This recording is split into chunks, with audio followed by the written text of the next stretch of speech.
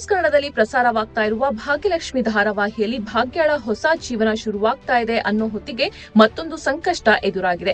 ಕೈತುತ್ತು ಉದ್ಯಮಕ್ಕೆ ಉತ್ತಮ ರೆಸ್ಪಾನ್ಸ್ ಸಿಕ್ಕಿದೆ. ಎಲ್ಲವೂ ಸಾರಾಗವಾಗಿ ನಡೀತಾ ಇದೆ ಅಂತ ಇರುವಾಗಲೇ ಭಾಗ್ಯಗೆ ಮತ್ತೊಂದು ಆಘಾತ ಬರಿಸಿಡಿಲಿನಂತೆ ಬಂದಿದೆ. ಹೆತ್ತವರ ಪರ್ಮಿಷನ್ ಇಲ್ಲದೆ ರೆಸಾರ್ಟ್ಗೆ ಟ್ರಿಪ್ ಹೋಗಿರುವ ತನ್ವಿ ಪೊಲೀಸರ ಕೈಗೆ ಸಿಕ್ಕಿಬಿದ್ದಿದ್ದಾಳೆ. ಈ ವಿಚಾರ ಭಾಗ್ಯಳಿಗೆ ತಿಳಿದಿದ್ದು ತಲೆ ಮೇಲೆ ಕೈ ಹಿಡಿದುಕೊಂಡು ಕುಸಿದು ಬೀಳುವ ಮಟ್ಟಕ್ಕೆ ಹೋಗಿದ್ದಾಳೆ. ತನ್ವಿ ತನ್ನ ಫ್ರೆಂಡ್ಸ್ ಜೊತೆಗೆ ರೆಸಾರ್ಟ್ಗೆ ಟ್ರಿಪ್ ಹೋಗೋದಕ್ಕೆ ನಾನಾ ಕಸರತ್ತು ನಡೆಸಿದ್ಲು. ಆದ್ರೆ ಇದಕ್ಕೆ ಮನೆಯಿಂದ ಪರ್ಮಿಷನ್ ಸಿಕ್ಕಿಲ್ಲ. ಅನುಮತಿ ಪತ್ರದ ಮೇಲೆ ಭಾಗ್ಯ ಸೈನ್ ಕೂಡ ಮಾಡಿಲ್ಲ.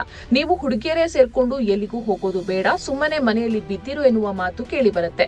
ತನ್ವಿ ಕೋಪದಲ್ಲಿ ಊಟ ಬಿಟ್ಟು ಕೂಡ ಕೂತಿರ್ತಾಳೆ. ರೆಸಾರ್ಟ್ಗೆ ಹೋಗೋದಕ್ಕೆ ಮನೆಯಲ್ಲಿ ಅನುಮತಿ ಸಿಕ್ಕಿಲ್ಲ ಅಂತ ತನ್ವಿ ಅನುಮತಿ ಪತ್ರಕ್ಕೆ ಅಪ್ಪನ ಸಹಿ ಪಡೆಯೋದಕ್ಕೆ ಉಪಾಯದಿಂದ ಅಪ್ಪನನ್ನ ಕರೆಸಿಕೊಂಡಿದ್ಲು.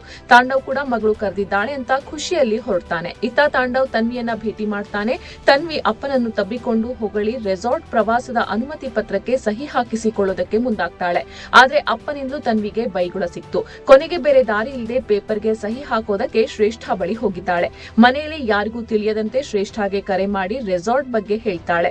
ನನಗೆ ಯಾರು ಕೂಡ ಸಹಾಯ ಮಾಡ್ತಾ ಇಲ್ಲ, ನೀವಾದ್ರೂ ಸಹಾಯ ಮಾಡಿ, ನನಗೆ ಬಹಳ ಖುಷಿಯಾಗತ್ತೆ ಅಂತ ಬೇಡಿಕೊಳ್ತಾಳೆ. ಶ್ರೇಷ್ಠ ನಯವಾಗಿ ಮಾತನಾಡಿ ತನ್ವಿಯಿಂದ ಹೇಗಾದ್ರೂ ಮಾಡಿ ಭಾಗ್ಯಳನ್ನ ದೂರ ಮಾಡಬೇಕು ಅಂತ ಅನ್ಕೊಂಡು ಸೈನ್ ಹಾಕಿ ರೆಸಾರ್ಟ್ಗೆ ಹೋಗು, ನಾನು ನಿನ್ಗೆ ಹಣವನ್ನ ನೀಡ್ತೇನೆ ಅಂತ ಹೇಳ್ತಾಳೆ.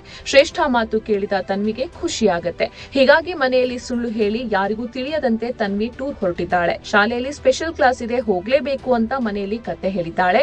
ಆದ್ರೆ ಭಾಗ್ಯಗೆ ಒಂದು ಕಡೆಯಿಂದ ಕುರಿತು ಅನುಮಾನ ಕೂಡ ಮೂಡಿದೆ. ರೆಸಾರ್ಟ್ ನಲ್ಲಿ ಬರೀ ಹುಡುಗಿಯರೇ ಎಂಜಾಯ್ ಮಾಡ್ತಾ ಇರುವಾಗ ಅಲ್ಲಿಗೆ ದಿಢೀರ್ ಅಂತ ಪೊಲೀಸರು ರೇಡ್ ಮಾಡಿದ್ದಾರೆ. ರೆಸಾರ್ಟ್ ಮ್ಯಾನೇಜರ್ ಅನ್ನ ಕರೆಸಿ ಪೊಲೀಸರು ಪ್ರಶ್ನೆ ಮಾಡಿದ್ದಾರೆ.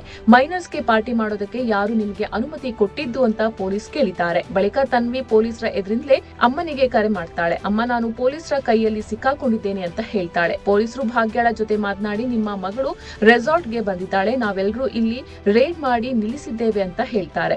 ಇದನ್ನ ಕೇಳಿ ಭಾಗ್ಯಗೆ ಆಘಾತವಾಗಿದೆ. ಸದ್ಯ ಭಾಗ್ಯ ಏನ್ ಮಾಡ್ತಾಳೆ, ತನ್ವಿಯನ್ನು ಈ ಅಪಾಯದಿಂದ ಹೇಗೆ ಪಾರು ಮಾಡ್ತಾಳೆ, ತನ್ವಿಗೆ ಏನ್ ಮಾಡ್ತಾಳೆ ಅನ್ನೋದೆಲ್ಲ ಮುಂದಿನ ಸಂಚಿಕೆಯಲ್ಲಿ ನೋಡ್ಬೇಕಿದೆ.